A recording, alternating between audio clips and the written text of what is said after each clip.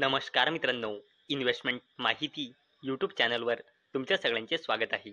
तर मित्रांनो, जसे की तुम्हाला माहीतच असेल की कंपन्या आपला बिझनेस वाढवण्यासाठी वेगवेगळे ॲग्रीमेंट साईन करत असते. आणि मित्रांनो, इथून आपल्याला समजते की कंपनी आपला बिझनेस वाढवण्यासाठी लगातार प्रयत्न करत आहे. आणि मित्रांनो, आजच्या व्हिडिओमध्ये आपण अशाच 4 कंपन्यांबद्दल बोलणार आहोत, ज्यांनी सप्टेंबर 2025 या महिन्यामध्ये आपला बिझनेस वाढवण्यासाठी जवळपास 1,00,000 कोटी रुपयांचे ॲग्रीमेंट साईन केले आहे. तर चला बघूया कोणत्या आहे या 4 कंपन्या आणि यांनी आपला बिझनेस वाढवण्यासाठी कोणासोबत किती कोटी रुपयांचा ॲग्रीमेंट साईन केला आहे. तर चला व्हिडिओ स्टार्ट करूया. तर मित्रांनो, या 4 कंपन्यांमध्ये सर्वात पहिल्या 2 कंपन्या आहेत कोचिन शिपयार्ड आणि मॅझगॉन शिपबिल्डर्स लिमिटेड. तर मित्रांनो, इथे तुम्ही अपडेट वाचू शकता. Tamil Nadu government sign MOUs with Cochin shipyard मॅझगॉन for ₹30,000 कोटी शिपयार्ड्स. तर मित्रांनो, तामिळनाडू गव्हर्नमेंटने घोषणा केली की यांनी 2 MOU म्हणजे मेमोरेंडम ऑफ अंडरस्टँडिंग्स म्हणजे ॲग्रीमेंट साईन केले आहे शिपबिल्डिंग सेक्टरमध्ये कोचिन शिपयार्ड आणि मॅझगॉन शिपबिल्डर्स लिमिटेडसोबत. कशासाठी? स्टेटमध्ये म्हणजे तामिळनाडू स्टेटमध्ये 2 ग्रीनफील्ड कमर्शियल शिपयार्ड्स इस्टॅब्लिश म्हणजे स्थापित करण्यासाठी. आणि या प्रोजेक्टसाठी जवळपास कंबाईन 30,000 कोटी रुपयांचे इन्व्हेस्टमेंट केल्या जाईल आणि यामुळे 55,000 लोकांना जॉब्स मिळेल अशी अपेक्षा आहे. आणि मित्रांनो, या ॲग्रीमेंटमध्ये कोचिन शिपयार्ड लिमिटेड ही कंपनी 15,000 कोटी रुपये इन्व्हेस्ट करणार आहे कमर्शियल बिल्डिंग यार्ड बिल्ड करण्यासाठी. आणि यामुळे जवळपास 10,000 जॉब्स क्रिएट होऊ शकते अशी अपेक्षा आहे, ज्यामध्ये 4,000 डायरेक्ट आणि 6,000 इनडायरेक्ट जॉब क्रिएट होऊ शकते. तसेच मित्रांनो, या ॲग्रीमेंटच्या अंडर मॅझगॉन शिपबिल्डर्स लिमिटेड इंडियामध्ये प्रीमियर वॉर शिपबिल्डिंग यार्डसाठी 15,000 कोटी रुपये इन्व्हेस्ट करणार आहे आणि यामुळे 45,000 लोकांना जॉब्स मिळू शकते अशी अपेक्षा आहे, ज्यामध्ये 5,000 डायरेक्ट आणि 40,000 इनडायरेक्ट जॉब इन्क्लूड आहे.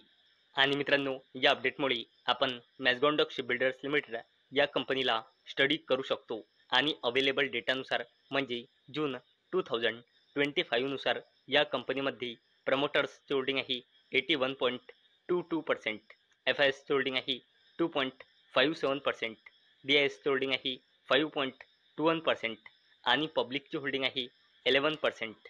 आणि मित्रांनो, अवेलेबल डेटानुसार म्हणजे जून 2025 नुसार मॅझगॉन शिपबिल्डर्स लिमिटेडमध्ये प्रमोटर्सची होल्डिंग आहे 81.22% आणि या कंपनीमध्ये प्रमोटर प्लेजिंग पर्सेंटेज आहे 0%.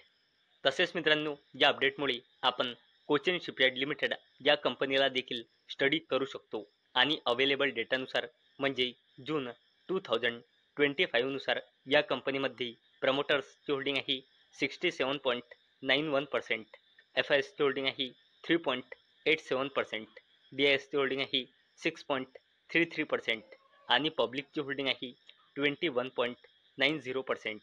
मित्रांनो, अवेलेबल डेटानुसार म्हणजे जून 2025 नुसार कोचिन शिपयार्ड लिमिटेड या कंपनीमध्ये प्रमोटर्सची होल्डिंग आहे 67.91% आणि या कंपनीमध्ये प्रमोटर प्लेजिंग पर्सेंटेज आहे 0%. तर मित्रांनो, या 4 कंपन्यांमध्ये थर्ड कंपनी आहे लोधा डेव्हलपर्स लिमिटेड. तर मित्रांनो, या अपडेटचा हेडिंग तुम्ही इथे वाचू शकता. Lodha developers and Maharashtra government sign ₹30,000 koti MOU for green integrated data centre park in Palava. तर मित्रांनो, गव्हर्नमेंट ऑफ महाराष्ट्राने MOU म्हणजे मेमोरेंडम ऑफ अंडरस्टँडिंग म्हणजे एका प्रकारचा ॲग्रीमेंट साईन केला आहे. कोणासोबत? लोधा डेव्हलपर्स लिमिटेडसोबत. कशासाठी? मुंबई मेट्रोपॉलिटन रिजनमध्ये लोकेटेड असलेल्या पलवामध्ये green integrated data centre park डेव्हलपमेंटसाठी आणि मित्रांनो या प्रोजेक्टसाठी टोटल 30,000 कोटी रुपये इन्व्हेस्ट केल्या जाईल आणि मित्रांनो अशी अपेक्षा आहे की यामुळे 6,000 डायरेक्ट आणि इनडायरेक्ट जॉब्स क्रिएट होऊ शकतात आणि मित्रांनो या अपडेटमुळे आपण लोधा डेव्हलपर्स लिमिटेड या कंपनीला स्टडी करू शकतो आणि मित्रांनो अवेलेबल डेटानुसार म्हणजे जून 2025 नुसार लोधा डेव्हलपर्स लिमिटेड या कंपनीमध्ये प्रमोटर्सची होल्डिंग आहे 71.90%, एफ आय एसची होल्डिंग आहे 24.89%, डी आय एसची होल्डिंग आहे 2.19% आणि पब्लिकची होल्डिंग आहे फक्त 1%. आणि मित्रांनो अवेलेबल डेटानुसार म्हणजे जून 2025 नुसार लोधा डेव्हलपर्स लिमिटेड या कंपनीमध्ये प्रमोटर्सची होल्डिंग आहे 71.90% आणि या कंपनीमध्ये प्रमोटर प्लेजिंग पर्सेंटेज आहे 0%. आणि मित्रांनो या लिस्टमध्ये फोर्थ आणि लास्ट कंपनी आहे रिलायन्स इंडस्ट्रीज लिमिटेडची subsidiary company Reliance consumer products. तर मित्रांनो Reliance consumer products ink ₹40,000 koti deal with centre to build AI driven food parks across India. तर चला अपडेटला डिटेलमध्ये समजून घेऊया. मित्रांनो मुकेश अंबानीजीच्या कंपनी रिलायन्स इंडस्ट्रीज लिमिटेड या कंपनीच्या subsidiary company Reliance consumer products लिमिटेडने 40,000 कोटी रुपयांचा ॲग्रीमेंट साईन केला आहे. कोणासोबत? फूड प्रोसेसिंग इंडस्ट्रीज मिनिस्ट्री सोबत. कशासाठी? Across country integrated food manufacturing facilities establish म्हणजे स्थापित करण्यासाठी. आणि मित्रांनो ही अपडेट सोर्सेसच्या थ्रू आलेली आहे. आणि मित्रांनो या अपडेटमुळे आपण मुकेश अंबानीची कंपनी रिलायन्स इंडस्ट्रीज लिमिटेडला स्टडी करू शकतो आणि अवेलेबल डेटानुसार म्हणजे जून 2025 नुसार या कंपनीमध्ये प्रमोटर्सची होल्डिंग आहे 50.07%, एफ आय एसची होल्डिंग आहे 19.21%, डी आय एसची होल्डिंग आहे 19.72% आणि या कंपनीमध्ये पब्लिकची होल्डिंग आहे 10.82%. आणि मित्रांनो अवेलेबल डेटानुसार रिलायन्स इंडस्ट्रीज लिमिटेड या कंपनीमध्ये प्रमोटर्सची होल्डिंग आहे 50.07% आणि या कंपनीमध्ये प्रमोटर प्लेजिंग पर्सेंटेज आहे 0%. तर मित्रांनो आजच्या व्हिडिओमध्ये आपण अशा 4 कंपन्या बघितल्या आहे ज्यांनी सप्टेंबर 2025 या महिन्यामध्ये जवळपास 1,00,000 कोटी रुपयांची ॲग्रीमेंट साईन केले आहे आपला बिझनेस वाढवण्यासाठी.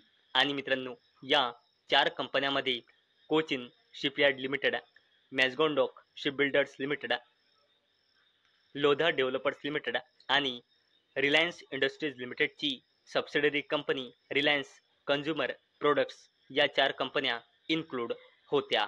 तर मित्रांनो मला अपेक्षा आहे आजचा आपला व्हिडिओ तुम्हाला इन्फॉर्मेटिव्ह वाटला असेल.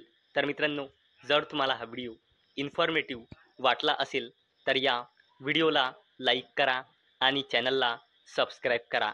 आणि मित्रांनो हा व्हिडिओ फक्त आणि फक्त एज्युकेशन पर्पजसाठी बनवलेला आहे.